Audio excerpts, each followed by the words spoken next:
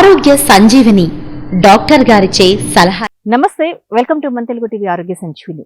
ముఖ్యంగా మనకి ఏదైనా ఆరోగ్య సమస్య ఎదురైనప్పుడు, హాస్పిటల్కి వెళ్ళినప్పుడు, సర్జరీ వరకు వెళ్తే సర్జరీలో ఫస్ట్ ప్రధానంగా మనకి ఇచ్చేది అనస్థీషియా. అనస్థీషియా ఇవ్వండి ఏ సర్జరీ చేయరు. అయితే అనస్థీషియా అనేది జనరల్, రీజనల్ అనేది 2 రకాలుగా ఉంటుంది. మరి ఈ అనస్థీషియా తీసుకోవడం వల్ల, ఇవ్వడం వల్ల చాలా అనారోగ్య సమస్యలు వస్తాయన్నది ఒక అపోహ అయితే అందరిలో ఉంది. కానీ డాక్టర్స్ అంటారు అనస్థీషియా వల్ల ఎటువంటి ఇబ్బందులు ఉండవు అని. కానీ డాక్టర్స్ చెప్పినా కూడా మరి పేషెంట్స్ లో చాలా రకాలైనటువంటి అపోహలు ఉంటాయి. ఈ అపోహలన్నిటిని తొలగించడానికి ఈ రోజు మన స్టూడియోకి ఆహ్వానించాం associate professor of anaesthesiologist doctor B Jayalakshmidevi గారిని. మరి అనస్థీషియా గురించి పలు సందేహాలను నివృత్తి చేసుకోవడానికి మన డాక్టర్ గారితో మాట్లాడదాం. నమస్కారం అండి డాక్టర్ జయలక్ష్మీదేవి గారు, బాగున్నారా? ఓకే, జయలక్ష్మీదేవి గారు, మరి అనస్థీషియాలజిస్ట్ గా మీకు ఎంత ఎక్స్పీరియన్స్ ఉందంటారు? ఓకే, 15 సంవత్సరాల నుంచి మీరు ఈ ఫీల్డ్ లో ఉన్నారు. ఓకే, సో మీది ఓన్ నర్సింగ్ హోమ్ కూడా ఉంది, దీపక్ తేజ్ నర్సింగ్ హోమ్. మీరు అందులో కూడా అనస్థీషియాలజిస్ట్ గానే చేస్తున్నారు. ఓకే ఓకే, అనస్థీషియా అంటే అసలు ఏంటి? అనస్థీషియా అంటే శస్త్రచికిత్స సమయంలో రోగికి ఏ విధమైన నొప్పి తెలియకుండా ఆపరేషన్ చేయడానికి వాడే విధానం. ఓకే, అదేవిధంగా మనము కోవిడ్ పీరియడ్లో కూడా వినున్నాము, మెకానికల్ వెంటిలేషన్ పేషెంట్కి ఇవ్వడం చేయడం కూడా అనస్థీషియా రోల్ అనేది బాగా అందరికీ కూడా అర్థమైంది.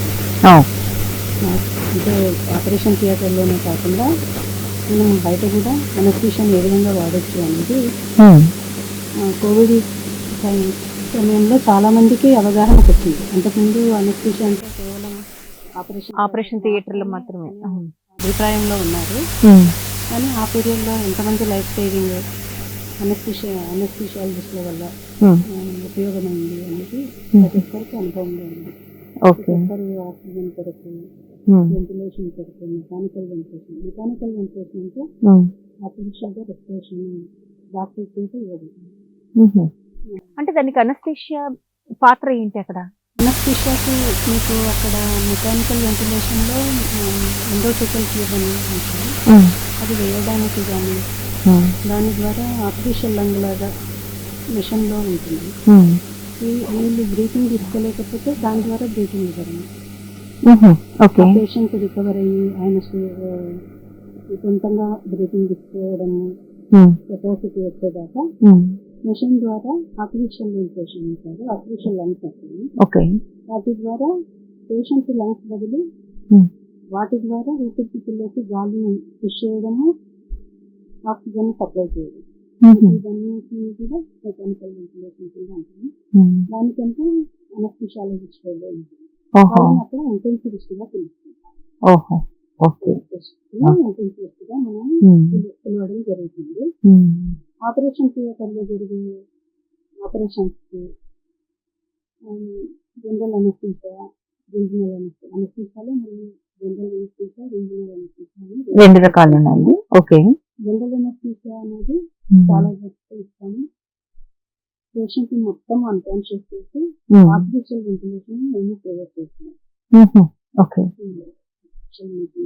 వెంటిలేషన్ ఆర్టిఫిషియల్ ఇస్తాం. ఇంతవరకు పేషెంట్కి ఆపరేషన్ అయిపోయి సర్జన్కి ఇంకా అనస్థీషియా మీద అవసరం లేదు. ఓకే, సో ఇక్కడ నాకు ఒక చిన్న సందేహం మేడం. జనరల్ అనస్థీషియా అంటే మొత్తం మనం బాడీ అంతా అన్కాన్షియస్ లో ఉండిపోతుంది. అప్పుడు రెస్పిరేషన్ అనేది కూడా ఆర్టిఫిషియల్ రెస్పిరేషన్ అని చెప్తున్నారు మీరు. ట్యూబ్ అని ఉంటుంది, దాన్ని లంగ్స్ లో వేయడం వల్ల వెంటిలేషన్ ఇన్ అండ్ అవుట్ మా కంట్రోల్లో ఉంటుంది. రికవరీ అయ్యేదాకా మిగిలిన పేషెంట్ పెరలైజ్ చేస్తాం. ఏ అనస్థీషియా ఏ సర్జరీ చేయాలైనా పేషెంట్కి ఒకటి నొప్పి ఉండకూడదు, 2 పెరలైజ్ అయ్యింది ఆ పార్ట్. పెరలైజ్ అంటే దాని నుంచి రిఫ్లెక్షన్స్ రాకూడదు. ఓకే, ఇప్పుడు మనం ఏదైనా తీస్తే కాలు విత్డ్రా చేసుకుంటాం, అవును అవును, అది ఆటోమేటిక్గా జరుగుతుంది. ఓకే, ఆ విధమైన ఇది మేము అనస్థీషియాలో క్రియేట్ చేస్తాం కొన్ని మెడిసిన్స్ ద్వారా. ఓహో. ఆహా. అంటే ఆర్టిఫిషియల్ స్పందన అన్న స్పందించి ఆపుతాం. ఆహాహా. ఓకే. ఇప్పుడు సర్జన్ తనకు కావాల్సిన విధంగా సర్జరీ చేసుకుంటాం. ఓకే. రిజెక్ట్ చేయకుండా బాడీ కంట్రోల్ చేయడం. ఓహో. ఒకటి పెయిన్ ఉండకూడదు, ఒకటి కాన్షియస్నెస్ ఉండకూడదు, తెలియకూడదు, ఆ పెయిన్ ఫీల్ అవ్వకూడదు, సర్జన్ కి ఫ్రీగా ఉండాలి. ఓకే. సో ఇప్పుడు అనస్థీషియా, ఫర్ ఎగ్జాంపుల్ మనం జనరల్ అనస్థీషియా గురించి మనం మాట్లాడుకుంటాం మేడం. జనరల్ అనస్థీషియాలో ఒక పేషెంట్కి అనస్థీషియా ఇచ్చినప్పుడు అది ఎంత వరకు పనిచేస్తుంది అంటే మీరు డిసైడ్ చేస్తారా? సర్జరీని బట్టి మీరు డిసైడ్ దీన్ని బట్టి ఎన్ని అవర్స్, ఎంత టైం వాళ్ళకి అవసరము, అంటే పేషెంట్ కదలకుండా ఉండడం ఎంత టైం వరకు వాళ్ళకి అవసరం. ఓకే. కానీ పైన సర్జరీ మొత్తం అయిపోయేదాకా కూడా అనస్థీషియాలోనే ఇస్తాము. వాళ్ళకి అవసరం అయిపోయిన తర్వాత పేషెంట్ రివర్సల్ రెస్ట్ ఇచ్చి రికవరీ చేస్తాం. ఇచ్చిన రెస్ట్కి అప్లై చేసుకుంటుంది ఓకే. రికవరీ కావడానికి రికవరీ చేస్తాం. ఓకే. అంత బ్రీతింగ్ స్పాంటేనియస్ గా తీసుకుంటే వరకు సపోర్ట్ ఇచ్చి స్పాంటేనియస్ గా అంత వైటల్స్ అన్ని బీపీ పల్స్ ఈ పీరియడ్ అంతా ఫ్లో ఈ పేషెంట్ వైటల్స్ అంటే blood pressure, pulse rate, saturation వీటిని కంట్రోల్ మానిటర్ చేస్తుంటారు. కంట్రోల్ చేసి పేషెంట్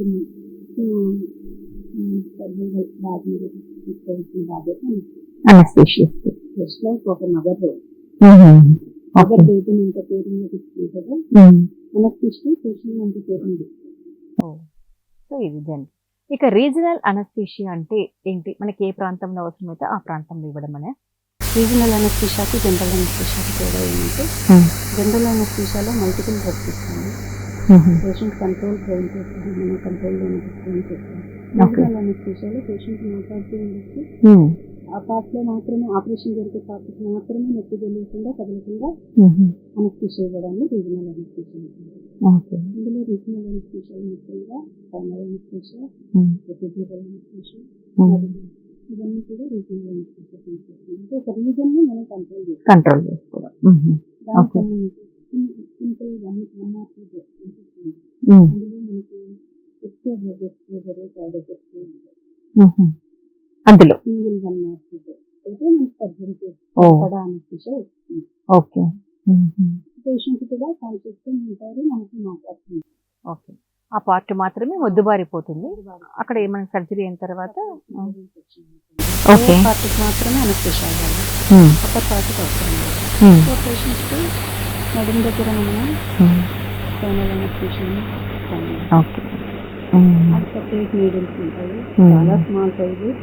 దాంతో ఏ విధమైన నొప్పి కూడా చాలా తక్కువగా తెలుస్తుంది. తర్వాత కూడా ఏ విధమైన ప్రాబ్లం ఉండదు. కానీ ఓకే మేడం, ఇప్పుడు మనకు రీజనల్ అనస్థీషియాకి జనరల్ అనస్థీషియా మధ్య తేడా ఏంటి అని చెప్పారు. ఇప్పుడు మీరు అన్నారు సిజర్ అయినప్పుడు కూడా చాలా సన్న నీడిల్ తోటి ఇస్తారు, అంటే లోయర్ పార్ట్కి మాత్రమే ఇస్తారు, అప్పర్ పార్ట్కి ఇవ్వండి. ముఖ్యంగా చాలా మందికి లేడీస్కి సిజరిన్ కాన్పు అయిన తర్వాత వెన్ను నొప్పి వస్తుంది, అది కేవలం అనస్థీషియా ఇవ్వడం వల్ల వస్తుంది అని చాలా మంది అంటుంటారు. ఇది వాస్తవం అంటారా? చాలా వరకు అపోహనే.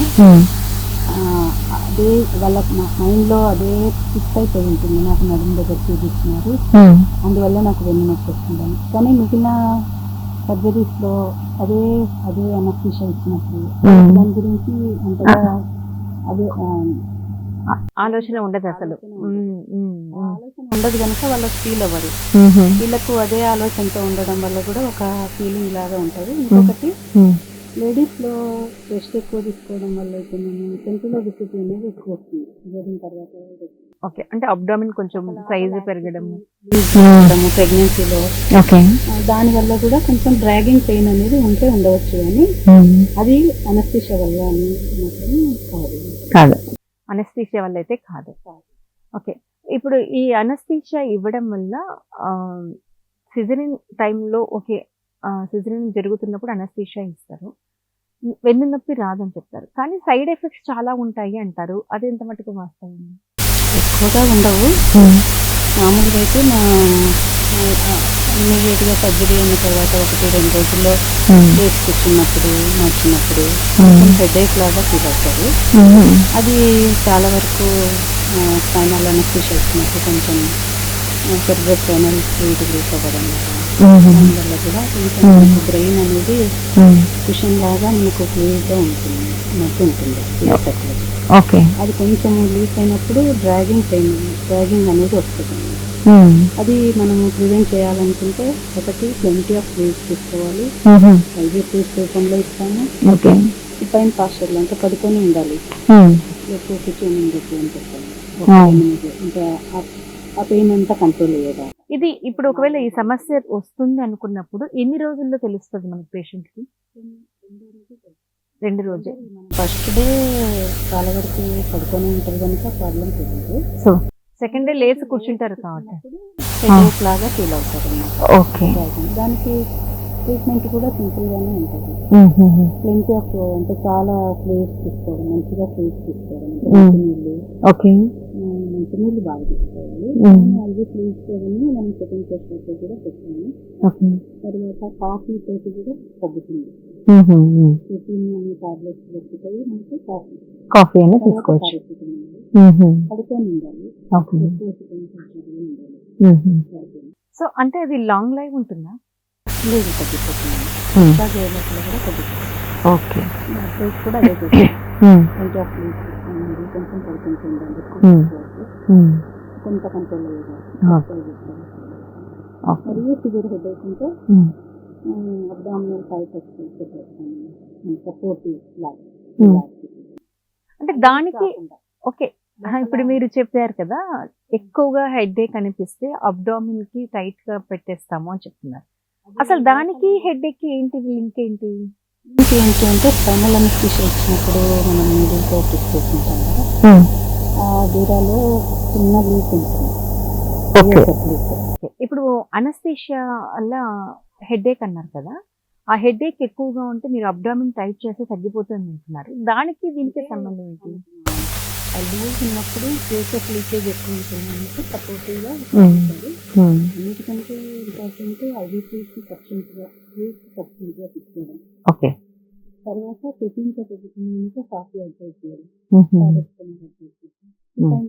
పడుకొని ఉండడం. ఒక 2-3 రోజుల్లో కంట్రోల్. కెమెరా వైపు చూడండి మేడం, మర్చిపోతాను. ఓకే మేడం గారు, ఇంకొకటి అనస్థీషియా వల్ల లో బ్యాక్ పెయిన్ ఎక్కువ వస్తుంది అంటుంటారు కదా, అది అంటే అప్పటికి వరకే ఉంటుందా లేకపోతే అది లాంగ్ లైఫ్ కూడా ఉండే అవకాశం ఉంటుంది? చాలా మందిలో కూడా అంటూ ఉంటారు, కొన్ని సంవత్సరాల తర్వాత కూడా వెన్ను నొప్పి భరించలేనంత నొప్పి కారణాల వల్ల కూడా వస్తుంది.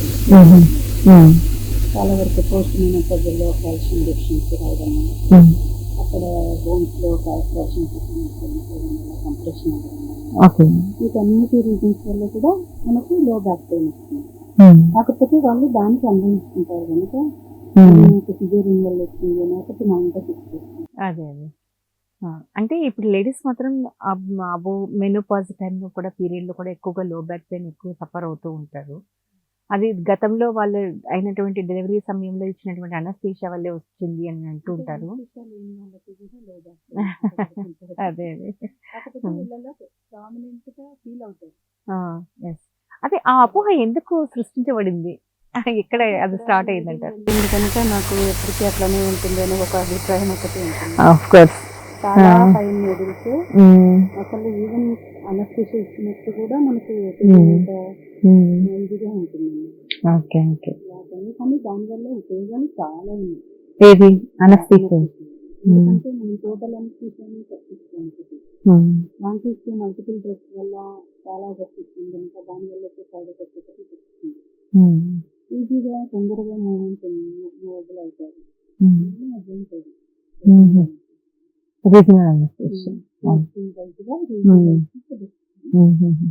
కొన్ని కాంప్లికేషన్స్ ఇమీడియట్గా డాక్టర్స్ ఇంకొకటి అనస్థీషియా అంటే ఒక దీర్ఘకాలంగా చేయాల్సినటువంటి సర్జరీస్లో అనస్థీషియా డోసేజ్ ఎక్కువ ఇవ్వడం వల్ల కూడా మరణాలు సంభవిస్తాయి అని అంటుంటారు కదా, అది ఏ సందర్భంలో అలాంటి సిచ్యువేషన్స్ ఎదురవుతూ ఉంటాయంటారు?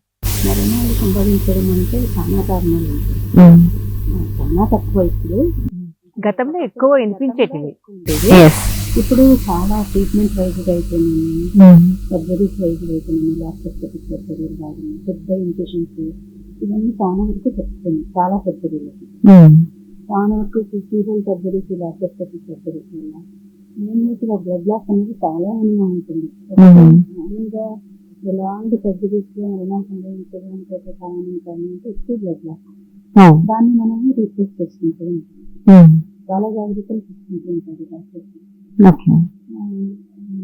సడన్ బ్లడ్ లాస్ అయ్యేది కొన్ని గైనకాలజికల్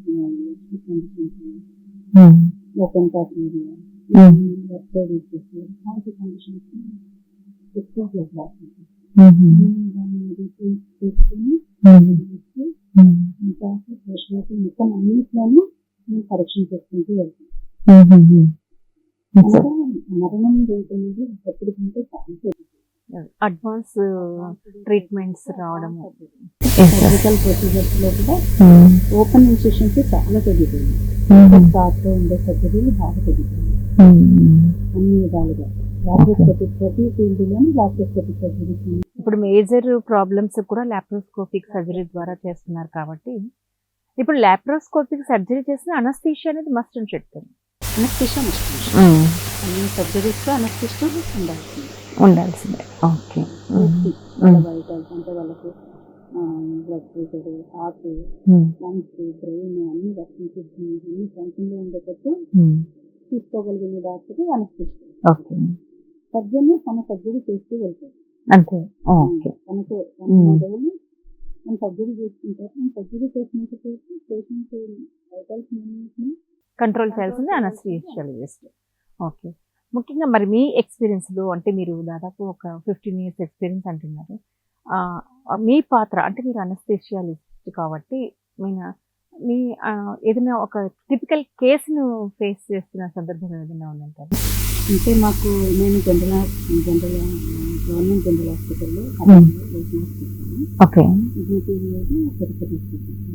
ఓకే. 8 yearsలో పద్మం జనరల్ హాస్పిటల్ చాలా పెద్ద హాస్పిటల్, చాలా కాలం నుంచి ఉన్నది. చాలా పెద్ద పెద్ద సర్జన్స్ అంటే ప్రతి దగ్గర నుండి మనకు ఈ కర్నూలు హాస్పిటల్కి అయితే 4-5 దగ్గర ఉంది. కడప, తెలంగాణ గద్వాల్, ఈ డిజైన్స్ ఉంటుంటే వెరీ కాంప్లికేటెడ్ కేసెస్ ఎక్కువ వస్తుంది. బళ్ళారి నుంచి కూడా 2 కేసెస్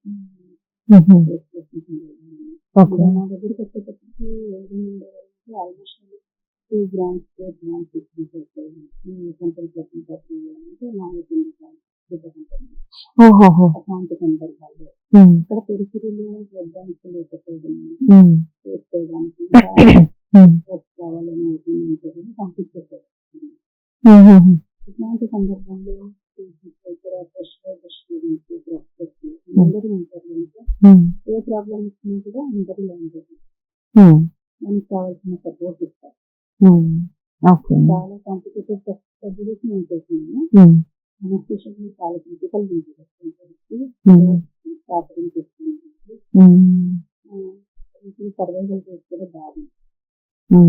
అంటే అనుకుంటాము ఆ టైంలో డెత్ అయిపోయింది, కానీ కంప్లీట్ ఎఫెక్ట్ చాలా కేసెస్ నిజంగా చెప్పాలంటే అది అదృష్టం ఉంది. ఒక అద్భుతం జరిగిందని అనుకుంటారా ఆ టైంలో? అద్భుతం, మిరాకిల్, దేవుడు ఉన్నాడు. ఓకే. అవునా? ఒక డాక్టర్ దేవుడు ఉన్నాడని అనుకునే సందర్భాలు ఉంటాయంటారు. దేవుడు మనకు ఫాలో చేస్తేనే వాళ్ళని మనం సర్వైవ్ చేయగలము కూడా. అదే మన ఎఫర్ట్స్ మనం పెట్టాము, కాబట్టి సపోర్ట్ కూడా ఉండాలి. ఒకటి ఏదైనా షేర్ చేసుకోగలరా? నేను లాస్ట్ వాలంటీర్ పేమెంట్ ఇచ్చింది ఒక చేసిచ్చింది 2 grams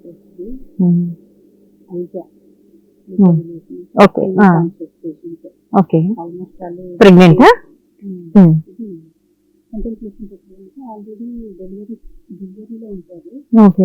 వాళ్ళకి మనం ప్రెసెంట్ అనే దాన్ని మాయా ఉంటుంది, ముందు వచ్చేస్తుంది, ముందు ఓపెన్ అవుతుంది, ముందు ఓపెన్ అవ్వదు, ముందు బేబీ రావాలి, ఉమ్. ఇది తర్వాత కొంచెం ప్రెజర్ ఒక్క నిమిషం కొంచెం గట్టిగా చెప్తుంది. ప్రెజర్ కి బ్లడ్ అనేది ఫోర్స్ఫుల్ గా ఎక్కిస్తుంటది. కంట్రోల్ చేయడం అనేది చాలా కష్టం. ఆ టైంలో ఇంకా మనకు ఇంకా డైరెక్ట్ సిజేరియన్ వచ్చేస్తారు. అంటే మనం పేషెంట్ స్టేబుల్ చేసుకోవాలి, ఇట్లాంటివన్నీ కుదరవు. అంటే బ్లడ్ ఎక్కించుకున్న తర్వాత చేయడం ఇట్లాంటివి కుదరవు. ఓకే, ఆలోచించుకోవడానికి కూడా టైం ఉండదు అసలు. మనం అరేంజ్ చేసేసుకొని అరేంజ్ చేసుకున్నాక చాలా స్టార్ట్ చేయాలి. అప్పుడు జనరల్ అంటే పేషెంట్ కండిషన్ స్టేబుల్ ఉండదు. ఇచ్చి టెస్ట్ ఆపరేట్ చేసుకొని 7 days అంటే లో ప్రెజర్స్ లో వాడాలా ఇవ్వాలి. ఓకే, అదర్ని సర్వే చేయాలి. బేబీ లోపల సో పెద్ద ప్రాణాన్ని మీరు బతికించగలిగారు. చాలా చాలా దగ్గరలో జరుగుతుంది. అందరికీ డాక్టర్స్ చెప్పుకోరు కానీ వాళ్ళ లైఫ్ టైంలో వాళ్ళ సర్వీస్ టైంలో నెంబర్ ఆఫ్ కేసెస్ సర్వైవ్ చేస్తున్నారు. కానీ డాక్టర్స్ ఎక్కువ రోజు చెప్పుకోవడం అనేది చాలా కష్టం ఉంటుంది. వాళ్ళకి వాళ్ళు సంతోషపడిపోతుంటారు. ఓకే, ఒక సాటిస్ఫాక్షన్ కదా అది. సర్వైవ్ చేసింది, బేబీని సర్వైవ్ చేసింది, మరి కొన్ని స్టార్ ఇంజరీస్ పొడుచుకోవడం చాలా ఈజీ. సొసైటీలో చాలా ఈజీగా పొడిచేసుకొని వస్తారు. పొడిపించుకున్న వ్యక్తిని కాపాడడం చాలా కష్టం. ఒక కేసు అట్లా జాయిన్ ఓకే, ఆల్మోస్ట్ వాళ్ళు బ్లడ్ పెట్టాలని నేను 1:30 ఆ మధ్యలో 1:30 ఆ మధ్యలో హాఫ్ అన్ అవర్ ఎమర్జెన్సీ ఓటీకి వెళ్ళమని చెక్ చేసుకొచ్చి వెళ్ళాను. వేరే వాళ్ళ ప్లేస్ చేసింది. ఓకే, వెళ్ళినప్పుడు అక్కడ పేషెంట్ కానీ ఇవన్నీ పేషెంట్ ఎలా డెత్ అవుతారు. ఒక ప్రయత్నం నుంచి చేస్తే బతికే ఛాన్సెస్ ఉంటాయి. అంటే ఇప్పుడు మేము పర్మిషన్ ఓకే, మనకి ప్రొఫెసర్ ఓకే అని నేను ఇన్ఫార్మ్ చేస్తాను. ఇన్ఫార్మ్ చేసి స్టార్ట్ చేస్తాను. ఓకే, ఇంకా చెప్పాను వాళ్ళకి, ఎక్స్ప్లెయిన్ చేసాను ఎలా డెత్ అవుతారు. మాకంటే ఒక అవకాశం ఇస్తే బతకడానికి ఛాన్స్ ఉంటుంది. బతుకున్నారు స్టార్ట్ చేసాను. అంటే నాకు అయిపోతుంది. నేను 1:30 స్టార్ట్ చేస్తాను. ఓకే, స్టార్ట్ చేసిన ఫస్ట్లోనే బెస్ట్ ఫ్రెష్ బ్లడ్ పెట్టుకుంటాను. అన్ని జాగ్రత్తలు తీసుకుంటాను. ఓకే, తీసుకుంటాను. అందరు ఉంటారు, ఫ్రెష్ స్టూడెంట్స్ ఉంటారు, అందరు ఉంటారు. అందరు పక్కన చాలా బాగా పెడతారు. స్టార్ట్ చేశాను. స్టార్ట్ చేసుకున్న ఫస్ట్ పడతారు. ఓకే, సెంట్రల్ లైన్ అని పెట్టుకుంటాను. సెంట్రల్ లైన్ లో ద్వారా జస్ట్ అర్థమైన ఓపెన్ చేసిన తర్వాత చాలా బ్లడ్ కలెక్ట్ అయి ఉంటుంది. పెట్టేస్తున్నాను. ఓకే,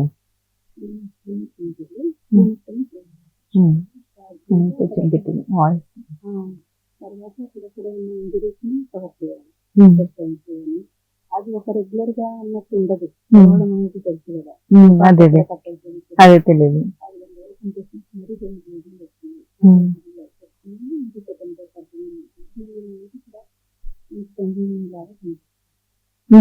ఓకే, అది ఇంకా లైఫ్ చెప్పండి.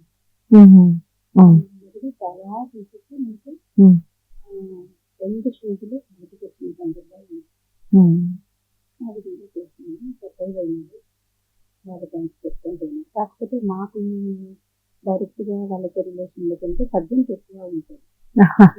అదే అంతే మాకు ఉండదు. ఆ టైంలో నేను ఎంత రెగ్యులర్ చేసినా అదే అదే చాలా అంతా అంతా ఇంటర్లింక్లు అనమాట. అదే ఒక సినిమాకి డైరెక్టర్ ఏ విధంగా ఉంటాడో అలా అనమాట.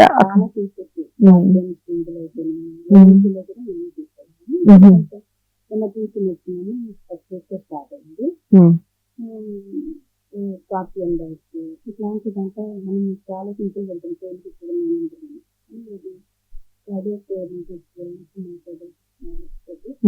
అక్కడ అక్కడ కూడా మనం మన రోజులు బాగా వస్తుంటుంది. ఇంటిగ్రేషన్ చేసి పేషెంట్ మెకానికల్ వెంటిలేషన్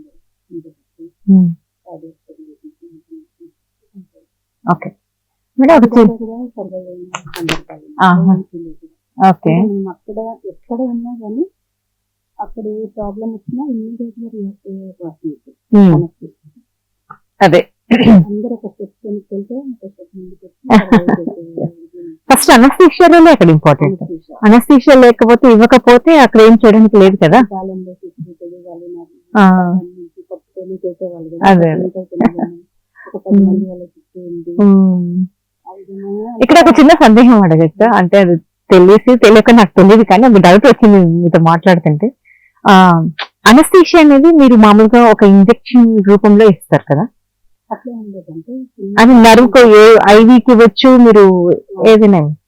అలా ఇప్పుడున్న ఇంత అడ్వాన్స్ మెడిసిన్స్ మనకు అందుబాటులోకి వస్తున్నాయి కదా, అలాంటివి టాబ్లెట్స్ రూపం అలాంటివి ఏమి ఉండవా? ఉన్నాయి. ఇప్పుడు పెయిన్ మేనేజ్మెంట్ అనేది బాగా అనస్థీషియాలో ఒక బ్రాంచ్ లాగా అయింది. Pain management okay, severe pains, back pains, shoulder pains ప్రతిదీ సఫర్ అవుతుంటారు కదా. అవును. ఇప్పుడు లో బ్యాక్ పెయిన్స్ వీటన్నిటికీ పెయిన్ మేనేజ్మెంట్ అనే ఒక వింగ్ లాగా స్టార్ట్ అయింది. అందులో నర్వ్ బ్లాక్ ఇవ్వడం లేదు అంటే ఈ ఇంజక్షన్ వద్దనుకుంటారు కదా, ప్యాచెస్ లాగా దొరుకుతుంది. కంటైనర్ ప్యాచెస్ తీసుకొని ఈ ప్యాచెస్ నోటే స్కిన్ తీసుకుంటే చాలు. ఎక్కడైనా తీసుకోండి, బాడీలో ఎక్కడ నొప్పినా తగ్గిపోతుంది. ఆహా, ఆ నొప్పుల చోటే కాదు, ఎక్కడ ఎతికించుకున్నా కూడా అంటించుకున్నా కూడా మనకి నొప్పి తగ్గిపోతుంది. అది ఎలా పాసిబుల్ మేడం? ఇప్పుడు దెబ్బ ఎక్కడ వెళ్తే అక్కడే మందు వేయాలి కదా. వెళ్తాది అన్ని పార్ట్స్. అవునా? ఇప్పుడు మనకి అందుబాటులో ఉంటున్నాయి ఇప్పుడు. ఉంటున్నాయి. జనరల్ గా మనం ఏం చేస్తామంటే నొప్పున్న ఏరియాలోనే చాలా వరకు ప్యాక్. అవును అవును. ఆ విధంగా ఇప్పుడు దీన్ని ఏమంటారు మేడం? ఈ ప్యాచ్ ఏమంటారు మేడం? ఇంటర్నల్ ప్యాచెస్ అంటే ప్యాచెస్ అంటాము. జాస్టిస్ లాగానే ఉంటుంది. ఇప్పుడు పెయిన్ మేనేజ్మెంట్ కి సపరేట్ పెయిన్స్ అయిపోయింది, ఈ రీప్లేస్మెంట్ చేసుకుంటాం కదా, బీపీ పెయిన్స్ అయిపోయినాయి, బాగా కామన్ అయిపోయింది కదా. Any pain any pain near by వేసుకుంటారు. ఇంకొన్ని స్పెషలిస్ట్ అని రక్తంలో చేస్తారు. చిన్న పిల్లలకి వాళ్ళకి పెయిన్ తెలియదు, వాళ్ళకి ఇంకా ఇంజక్షన్స్ కష్టము అన్ని కష్టము మనము రక్తంలో బాగా పెట్టేస్తాము. దానికి కూడా చిన్న ట్యూబ్ లాగా ఉంటాయి, నొప్పి తగ్గుతాయి. అన్ని విధాలుగా వచ్చింది ఇప్పుడు. కానీ సర్జరీస్ లో మాత్రం ఐవి ద్వారానే మనకు అది ఛాన్స్ అంతే పెట్టాల్సింది అనేది ఐవి ఛానల్ అంటే కూడా వస్తుంది. కానీ సయ్యంగా వచ్చినప్పుడు ఏమైనా సైడ్ ఎఫెక్ట్ వస్తే ఇమీడియట్ గా రియాక్షన్స్ రావడం, బీపీలు రావడం అయినప్పుడు కవర్ చేసుకోవడానికి ఛానల్ అవ్వగలుగుతారు. అందువల్ల ఐవి ఛానల్ కంట్రోల్ చాలా sudden loss, sudden cardiac arrest చిన్న చిన్న స్పైనల్ అనస్థీషియాలో సడన్ హైపర్ టెన్షన్ వచ్చినప్పుడు కార్డియాక్ వచ్చినప్పుడు అట్లా తినిస్తాను. ఇవ్వడానికంటే ఒక ఇది ఉండాలి, ప్రీ లోడింగ్ ఉండాలి. ఆ విధంగా అన్ని కరెక్ట్ చేసుకుని స్టార్ట్ డైరెక్ట్ వెళ్ళిపోయి అంటే మోస్ట్లీ స్పైనలే లేదంటే మోస్ట్లీ జనరల్ కూడా జరుగుతున్నాయి. ఏ దానికి లాప్రోస్కోపిక్ సర్జరీస్, లాప్రోస్కోపిక్ సర్జరీలో పేషెంట్ కన్వీనియంట్ ప్లస్ సర్జన్ కి ఫ్రీ ఉండాలంటే జనరల్ అనస్థీషియా, అక్కడ జనరల్ అనస్థీషియా సెలెక్ట్ అంటే అక్కడ చేసే సర్జరీని బట్టి మనకి ఏ అనస్థీషియా అవసరమో దాన్ని ఇంప్లిమెంట్ చేస్తాం. ఒక ఫిక్స్డ్ అంటూ ఉండదు. ఇప్పుడు కొన్నిసార్లు సిజేరియన్ సెక్షన్స్ లో అన్నిటికీ రీజనబుల్ ఇవ్వడానికి రాదు. పేషెంట్ కండిషన్ హై బీపీ ఉండడం, సివియర్ షాక్ ఉండడం, ఇలాంటి కండిషన్ లో డైరెక్ట్ గా జనరల్ అనస్థీషియా దాంట్లో హైపర్ టెన్షన్ వాటిని మనం ఇంకా కష్టం. జనరల్ అనస్థీషియా ఇది ఇండికేషన్ అనేది ఒకటి ఉంటుంది. ఈ పేషెంట్ తో ఈ అనస్థీషియా అయితే కంఫర్టబుల్ అంటే బెటర్మెంట్ మార్టాలిటీ మార్బిడిటీని కంట్రోల్ చేయవచ్చు. సో అనస్థీషియా వల్ల ప్రాబ్లమ్స్ వస్తాయి, బ్యాక్ పెయిన్ వస్తుంది, హెడేక్ వస్తుంది అన్నది అపోహ మాత్రమే. కానీ ఒకవేళ వచ్చినా కూడా అది టెంపరీ, ఒక 2-3 రోజుల వరకు ఉంటుంది. ఆ తర్వాత వచ్చిందే అది అలాగే కంటిన్యూ అవుతుందంటే అదర్ ప్రాబ్లమ్స్ వల్లే కంటిన్యూ అవుతుంది, కానీ అనస్థీషియా వల్ల కాదు అంటున్నారు డాక్టర్ జయలక్ష్మి గారు. జయలక్ష్మి మేడం గారు చాలా చక్కగా అనస్థీషియా గురించి ఇంత డీటెయిల్ గా తెలియజేశారు. నిజంగా సో హ్యాపీ. అంటే ఇది అనస్థీషియా గురించి ఎవరు ఆలోచించారండి జనరల్ గా. పేషెంట్ అటెండెన్స్ కానీ అందరూ సర్జరీ సక్సెస్ అవుతుందా లేదా, ప్రాబ్లమ్ సాల్వ్ అవుతుందా లేదా అని ఆలోచిస్తారు, కానీ ముందు కీలక పాత్ర అనేది అనస్థీషియాసిస్ట్దే. సో అనస్థీషియా గురించి ఎవరు పట్టించుకోరు. కాకపోతే ఏదైనా సమస్య వస్తే ఇది అప్పుడు మత్తు మంది ఇవ్వడం వల్లనే వచ్చింది అని అంటూ ఉంటారు. అదే. సో ఈరోజు ఆ అపోహలన్నింటినీ క్లియర్ చేశారు మీరు నిజంగా ఈ ప్రోగ్రామ్ ద్వారా. So thanks lot madam.